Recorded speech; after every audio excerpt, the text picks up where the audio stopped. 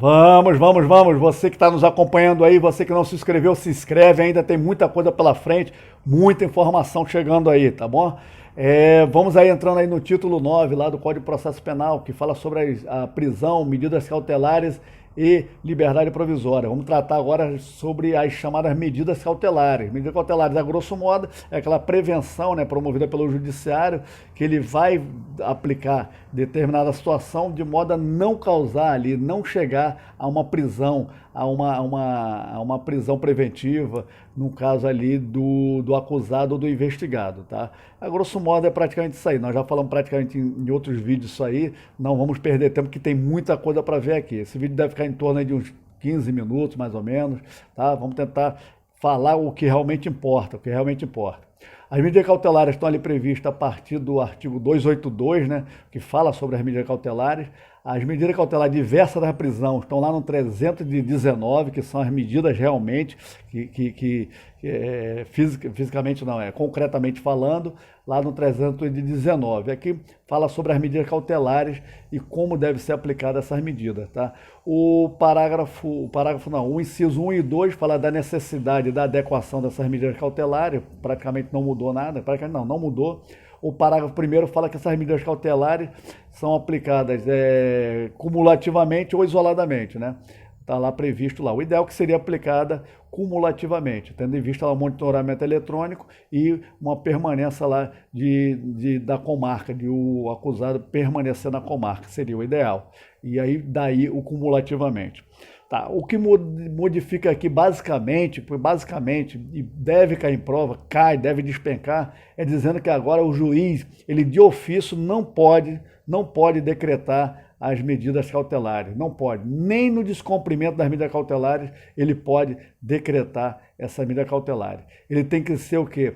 Tem que ser procurado, tem que ser forçado, vamos dizer assim, forçado não, tem que ser sair daquela chamada princípio da inércia, né? Então, o juiz da inércia jurisdicional e também pelo sistema acusatório. O juiz ele tem a convicção do seu posicionamento, né? Ele vai aplicar a sua decisão em cima das provas que estão trazidas a ele, lá previsto no artigo 155 do Código de Processo Penal. Dá uma lidinha lá que nós vamos ver como que o juiz toma as suas decisões, o seu convencimento para chegar à sua decisão.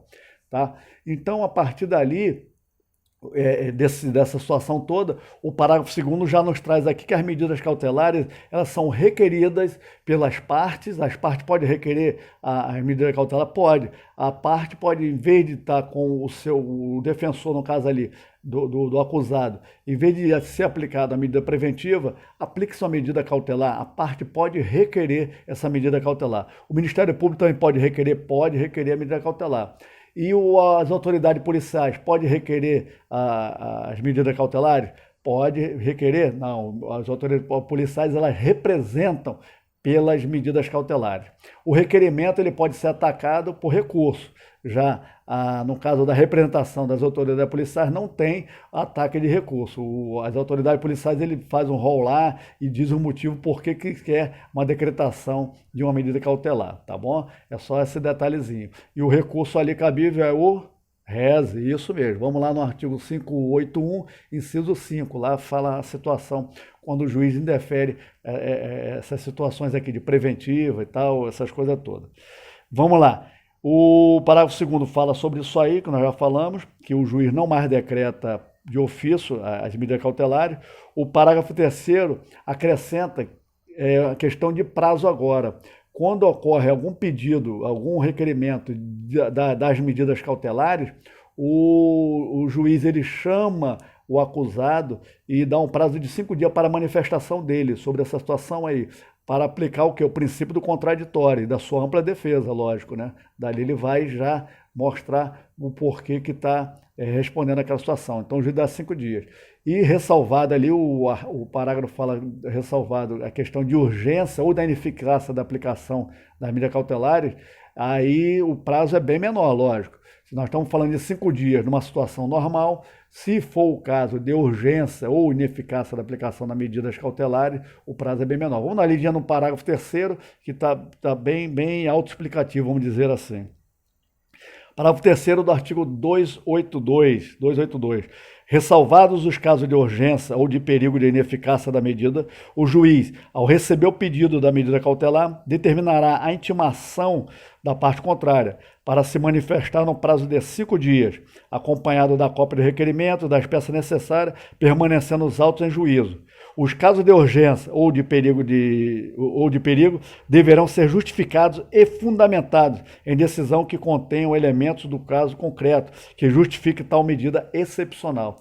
Ou seja, se for o caso de urgência, às vezes ali pede-se uma medida cautelar e estou pedindo com urgência, tem que ser justificado e fundamentado o porquê disso aí e mostrando o caso concreto em si, tá? É bem autoexplicativo.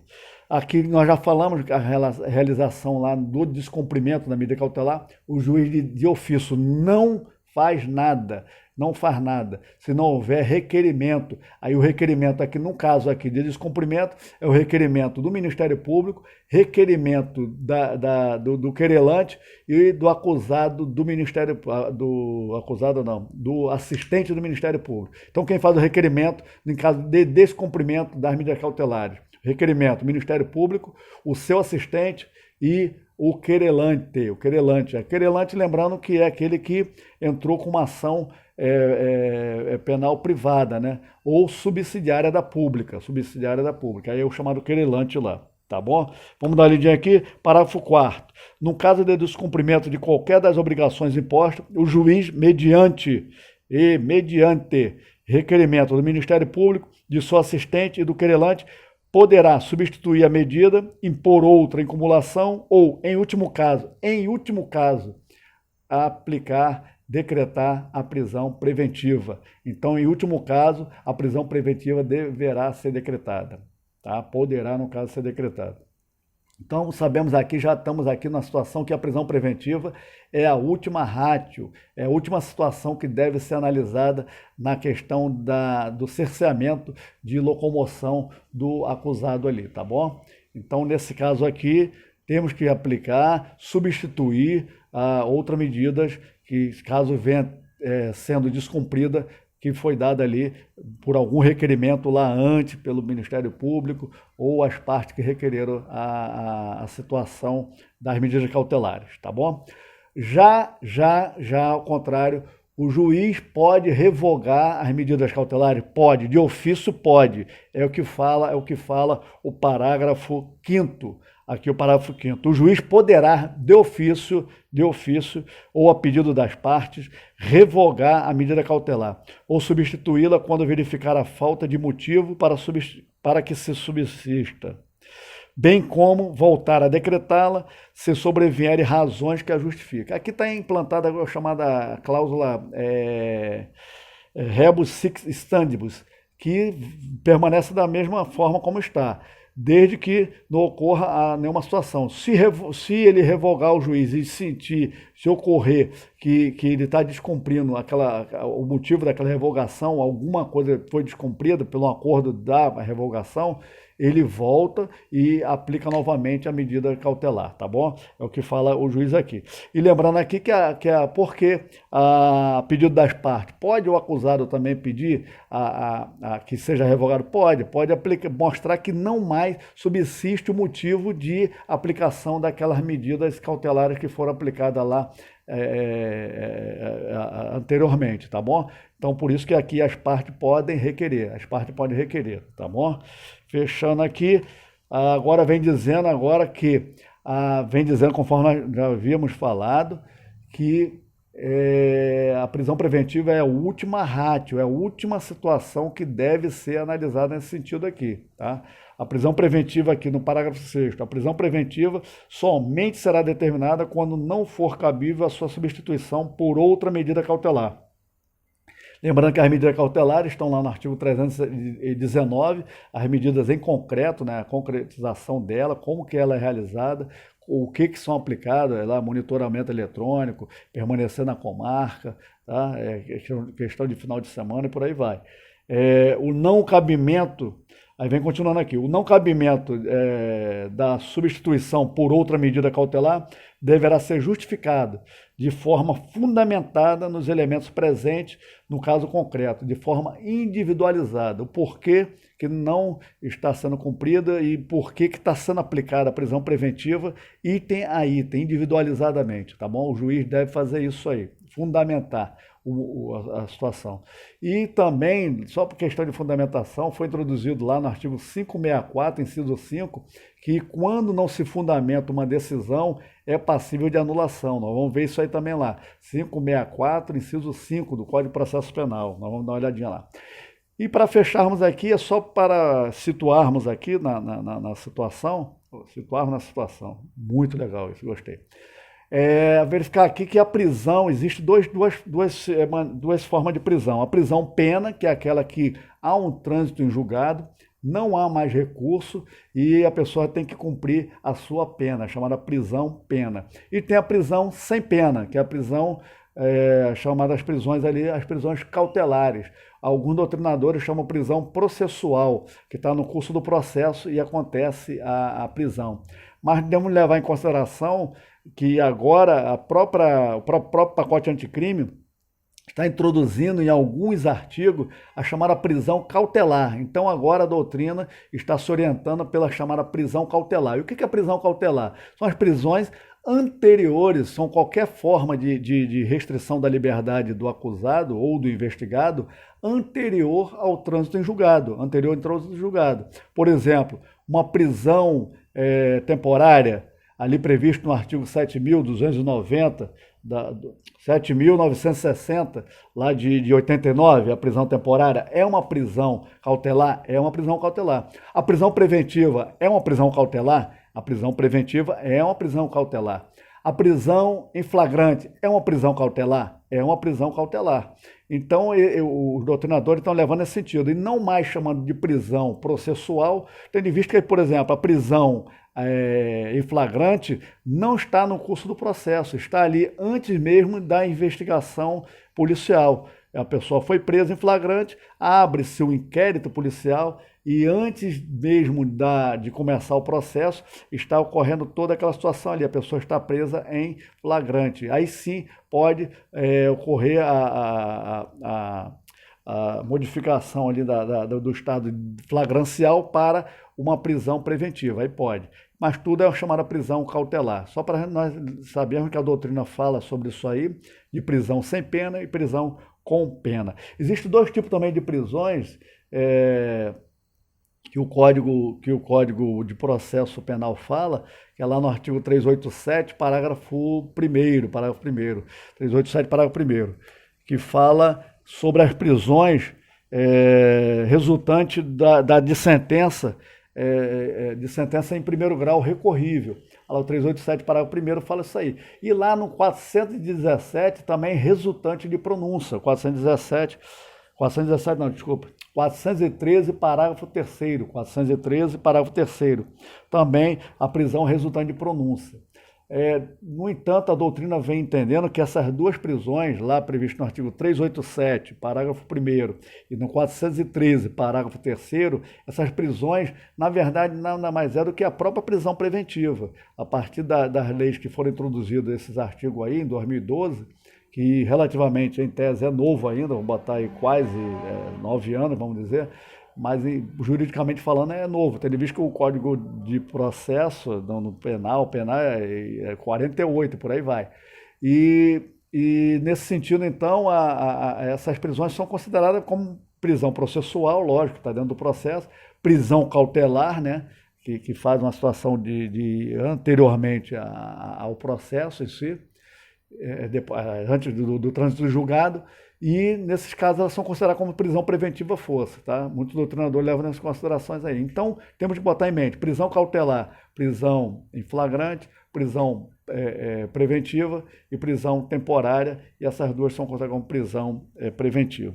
E só questão doutrinária, por isso que eu falei que o vídeo é em torno de quase 15 minutos, é muita informação, muito legal isso aqui, e para fim de prova aqui, uma questãozinha que pode cair em prova. No caso de descumprimento lá da prisão, das medidas cautelares, agora fica interessante aí, você que ficou até o final, vai ganhar um pontinho aí que pode cair em prova. Quem pegou o vídeo e falou, daqui deu bom, já tenho todas as informações, mas fica com a gente aí. Os últimos momentos são os melhores. Quem ri por último, rir melhor. A questão aqui vem dizendo que, num caso de descumprimento de qualquer das obrigações impostas, o juiz lá, no caso lá, ele vai tomar as medidas, né, que vieram através do requerimento, que ele de ofício não pode fazer nada, e o ofício não pode fazer nada pelo fato de ter descumprido aquelas medidas cautelares, e no último caso ele aplica a chamada preventiva, conforme diz aqui o parágrafo 4º do artigo 282, ele aplica a preventiva. Aí a pergunta que vai cair em prova lá dos senhores lá. No caso, nós sabemos que a preventiva lá, das condições de admissibilidade da preventiva, está o artigo lá 313, logo no inciso 1, dizendo que a preventiva é aplicada nos crimes que sejam pena combinada superior a 4 anos. Vamos supor aqui que ele esteja respondendo aqui e descumpriu a medida cautelar, mas ele está respondendo por um crime que seja com a sua pena máxima inferior a 4 anos, seja lá 3 anos e 6 meses, por exemplo. 3 anos, vamos botar 3 anos. E então, é aplicada a preventiva nesse caso aqui? A pergunta é essa, é aplicada a preventiva, já que a preventiva lá, no artigo 313, o inciso 1, fala que somente se aplica a preventiva nos crimes que tenham pena combinada máxima superior a 4 anos, E o crime que ele está aqui respondendo é pena de 3 anos, máxima de 3 anos, E ele descumpriu uma medida cautelar. Cabe preventiva, conforme o parágrafo 4º aqui vem determinando. Muitos doutrinadores, minoritariamente, fala que não cabe a preventiva, mas nós não vamos atuar com a parte minoritária. A majoritária fala que sim, que cabe preventiva, porque está previsto no sentido da legalidade, não entra em contradição lá o artigo 313, o inciso 1º, nesse caso que nós estamos abrindo aqui, ele não entra em contradição, tendo em vista que lá chama-se da preventiva originária. E aqui houve um descumprimento e o acusado aqui, quem recebeu aquela medida cautelar, não jogou limpo com o Estado, vamos dizer assim, foi infiel ao Estado, não fez o que deveria ser feito, e aí, como castigo, entre aspas, vai caber a preventiva aqui nesse caso, mesmo não tendo as condições de admissibilidade lá prevista a partir do artigo 313 do Código de Processo Penal, tá bom? É uma questãozinha boa de prova, hein? Vamos ficar com a gente aí, quem ficou até o final, vai ter mais coisa aí, senhores. Muita felicidade então a todos, não se inscreveu ainda, se inscreve, tem muita coisa aí pela frente. Felicidade a todos e a todas.